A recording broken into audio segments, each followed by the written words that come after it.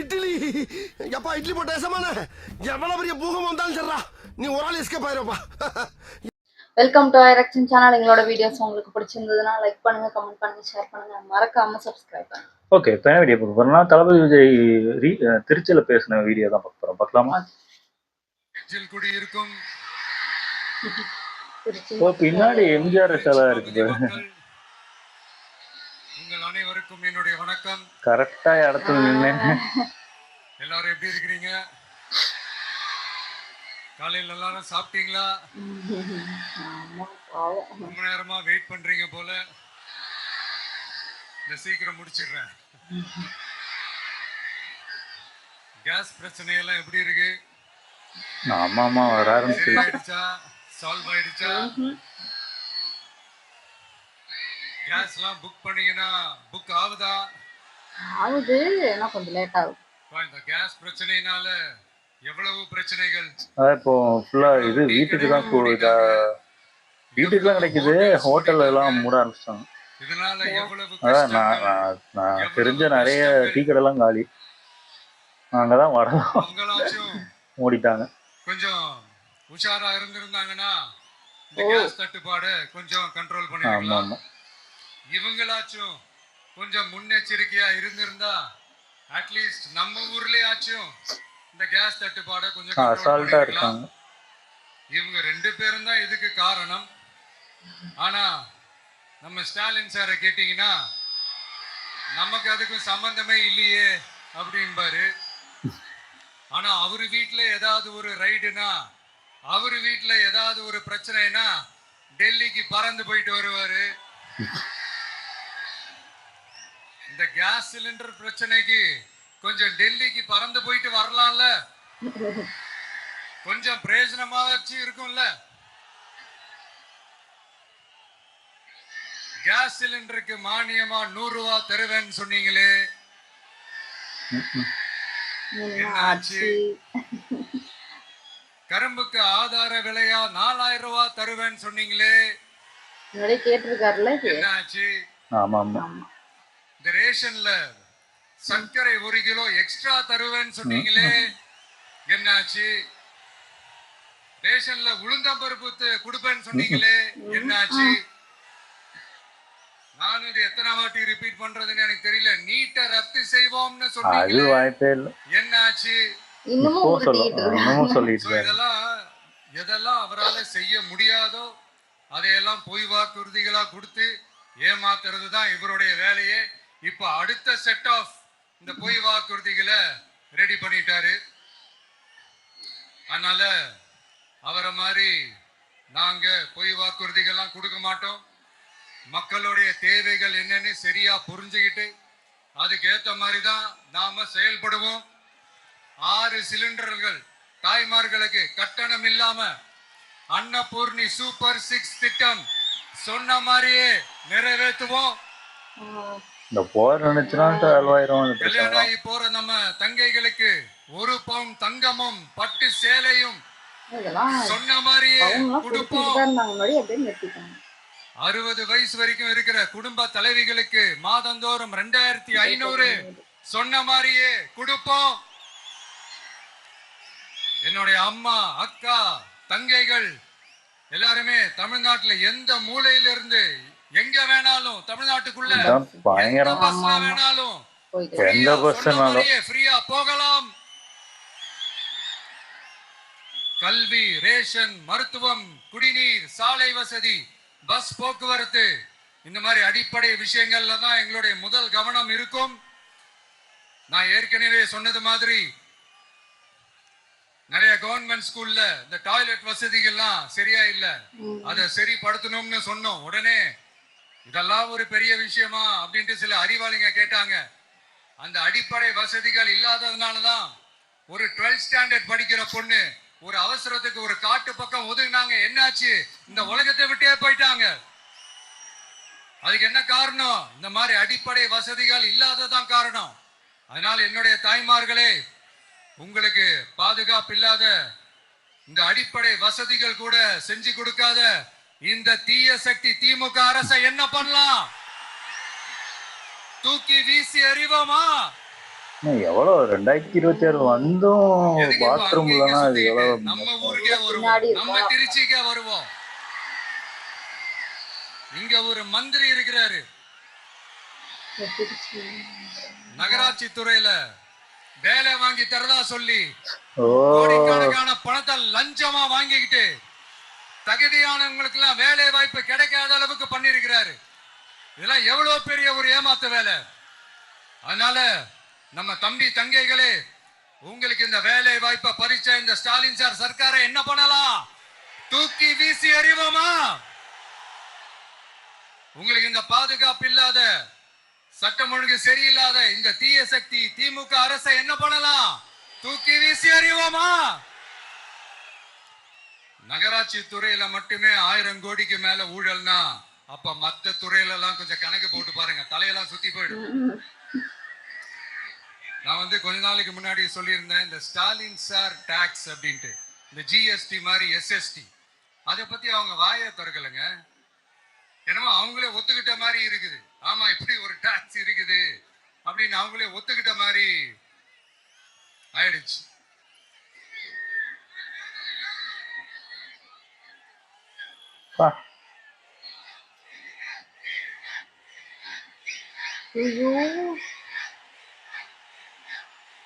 அங்க வேற பொண்ணுங்க இடம் இல்ல. இந்த கல்லூரி பேராசிரியர்கள், கல்லூரி உதவி பேராசிரியர்களுக்கு அந்த போஸ்டிங்க்கு 2000 பேருக்கு மேல அந்த வேலை கொடுப்போம்னு சொன்னாங்க. கடைசியில எத்தனை பேருக்கு கொடுத்தாங்க தெரியுமா? வெறும் 5 பேருக்கு. 2000 எங்க, இந்த 5 எங்க? அதனால இதெல்லாம் வெறும் அறிவிப்புகள் மட்டும்தான். இந்த மாதிரி லட்சக்கணக்கான காலி பணியிடங்களை நிரப்புவோம்னு சொன்னாங்க. அதுவும் என்ன ஆச்சு? இதெல்லாம் வெறும் அறிவிப்புகள் மட்டும்தான். இதனால ஒரு யூஸுமே கிடையாது. யூஸ்லெஸ் கவர்மெண்ட் இது. அது மாதிரி 100% ஒரு நியாயமான ஒரு ஆட்சிய நாம கொடுப்போம்ங்க.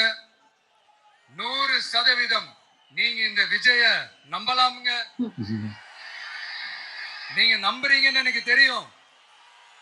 அதனாலதான் என்னுடைய சொந்த பந்தங்களாகிய உங்ககிட்ட எனக்கு அந்த உரிமை இருக்கு. எனக்கு ஒரு வாய்ப்பு கொடுங்க, எனக்கு ஒரு சான்ஸ் கொடுங்கன்னு உங்ககிட்ட கேட்காம வேற யாருக்கிட்ட நான் கேட்பேன்? அதனால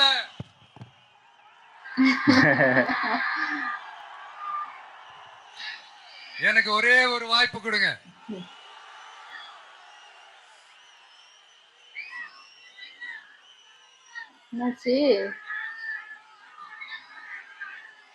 இருந்தாலும் ரொம்ப முக்கியமா ஒண்ணு நீங்க ஆழமா மனசுல வச்சுக்கணும்.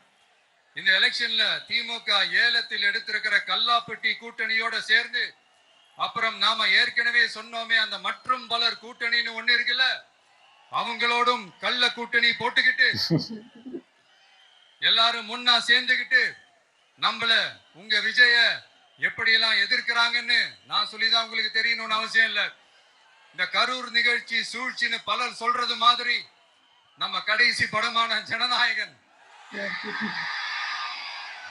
அதான் நம்ம மனசுக்கு நெருக்கமான உங்க எல்லாரோடும் நமக்கு இருக்கிற பூர்வ ஜென்ம பந்தத்தை இன்னமும் எங்க இறுக்கமா மாத்திடுமோன்னு, எங்க இந்த தேர்தல்ல நமக்கு மிகப்பெரிய ஆயுதமா மாறிடுமோன்னு ஒரு கூட்டு சூழ்ச்சி, அதோட இன்னும் பல பல சூழ்ச்சிகள்.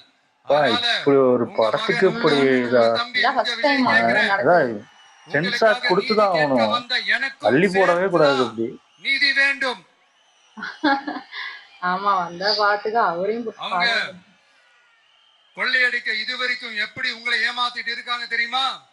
இந்த காங்கிரஸ்ல இருக்கிற சிலரை கையில பணப்பையில போட்டுக்கிட்டு சிறுபான்மை மக்களை ஏமாத்த ஒரு நேரடி பாதி கதர் கூட்டணி, அப்புறம் இந்த மற்றும் பலர் கூட்டணின்னு ஒண்ணு இருக்குல்ல, அதோட டெல்லி ஓனரோட ஒரு கொள்ளைப்புற கள்ள கூட்டணி, அதாவது பாதி காவி கூட்டணி கொள்கைன்னு ஏமாத்துறாங்க. அதனால இந்த திமுகவையும் நம்பாதீங்க, இந்த பாஜகவையும் நம்பாதீங்க. கிடையாது, ஒரே கூட்டணி தான். 2 பேரையும் நம்பாதீங்க. இதுல எந்த டவுட்டும் உங்களுக்கு வேணாம். நீங்க திமுகவுக்கு ஓட்டு போட்டாலும் சரி, அந்த மற்றும் பலருக்கு நீங்க ஓட்டு போட்டாலும் சரி, நீங்க யாருக்கு ஓட்டு போடுறதுக்கு சமம்னு நீங்களே புரிஞ்சுக்கோங்க. அதனால இந்த வரப்போற தேர்தல்ல டிவிகேக்கு உங்க சப்போர்ட்டை கொடுங்க. இன்னும் பல வருஷத்துக்கு தமிழ்நாடு சூப்பரா இருக்கும். அப்புறம் நான் ஒரு விஷயத்த திருப்பி ரிப்பீட் பண்றேன்னு சொல்லி யாரும் தவறா எடுத்துக்க வேணாம். ஏன்னா அது என்னுடைய கடமை. ஒவ்வொரு ஊருக்கும் போய் அதை நான் ரிப்பீட் பண்ண சொல்லியே ஆகணும். ஏப்ரல் 23ஆம் தேதி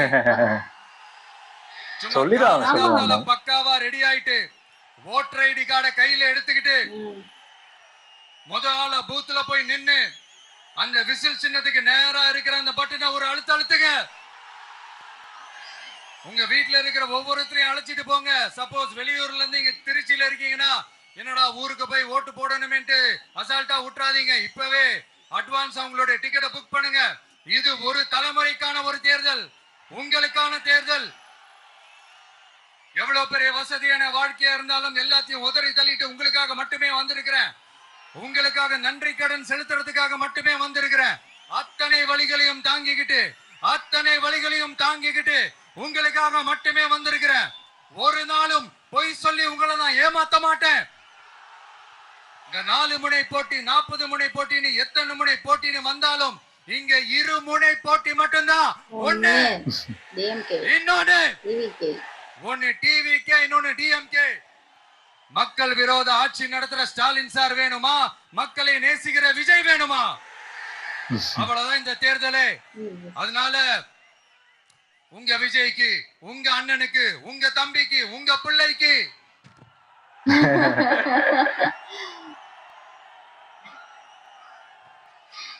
ஒரே ஒரு வாய்ப்பு கொடுங்க. தயவு செஞ்சு விசில் சின்னத்துக்கு ஓட்டு போடுங்க. இது ஒரு விசில் புரட்சி தேர்தலா இருக்கணும். இங்க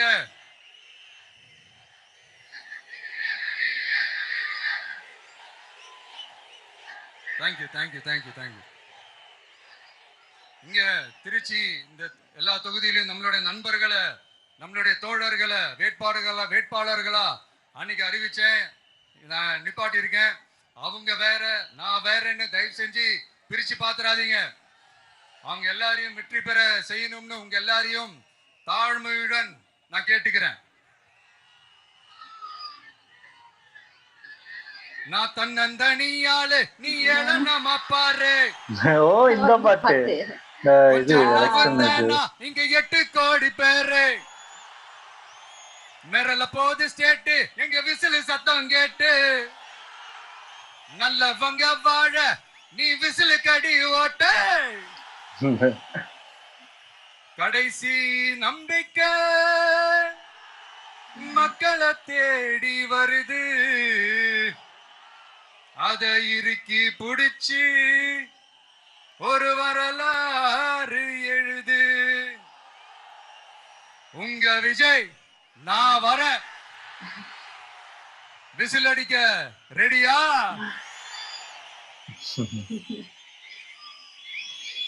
கான்பிடண்டா இருங்க. நல்லதே நடக்கும். வெற்றி நிச்சயம். மீண்டும் சந்திக்கும் வரை நன்றி, வணக்கம்.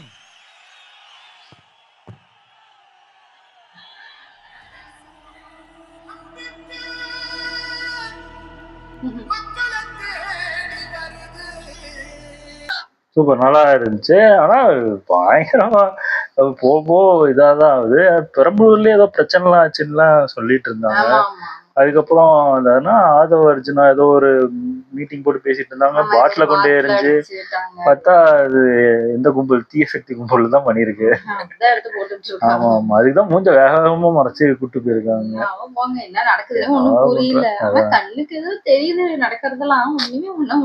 கேட்டா அவங்க சம்பந்தம் எல்லாம் சண்டை போட்டு தெரியாம எரிஞ்சிட்டாங்க. அது கரெக்டா அங்கதான் சண்டை போட்டு விளையாடுவாங்க. பாவம் அவருன்னா மக்களுக்காக செய்யறதுக்காக வர்றாரு. இல்ல இது ரொம்ப மோசமா பிஹேவ் பண்றாங்க. என்ன ஆக போகுதுன்னு தெரியல. பாப்பா இது எப்படி என்ன மாதிரி இருக்க போகுது இந்த எலெக்ஷன்னு. எனக்கு என்ன ஆர்வம்னா இந்த எலெக்ஷன்ல அதாவது போன வாட்டி போட்ட ஓட்டிங் பெர்சன்டேஜோட இந்த வாட்டி அதிகமா இருக்கும் அப்படின்னு நான் நம்புறேன். அதாவது நிறைய மக்கள் ஓட்டு போடுவாங்க அப்படின்னு. பார்க்கலாம் அது எத்தனை பேர் ஓட்டு போடுறாங்கன்னு தெரியல. ஏன்னா போன வாட்டி எவ்வளவு 78 79 மொத்தமா, அதாவது தமிழ்நாடு ஃபுல்லா சேர்த்து 78% எவ்வளவு போட்டாங்கன்னு நினைக்கிறேன். அதோட அதிகமா போடுறாங்களான்னு பார்ப்போம். எனக்கு மேபி போட்டா நல்லா இருக்கும், ஆனா போடுவாங்களான்னு தெரியல. ஏன்னா சொல்ல முடியாது, இவங்க சொல்றாங்க. ஆனா நிறைய பேர் ஐயா இதுக்கு போய் போட்டு என்னத்துக்கு வீட்லயே லீவ் விட்டுருக்காங்க அப்படின்னு கூட இருப்பாங்க நிறைய பேர். பார்க்கலாம் என்னன்னு தெரியல. ஓகே, என் வீடியோஸ் உங்களுக்கு பிடிச்சிருந்தா லைக் பண்ணுங்க, ஷேர் பண்ணுங்க, கமெண்ட் பண்ணுங்க, மறக்காம சப்ஸ்கிரைப் பண்ணுங்க. எல்லாருக்கும்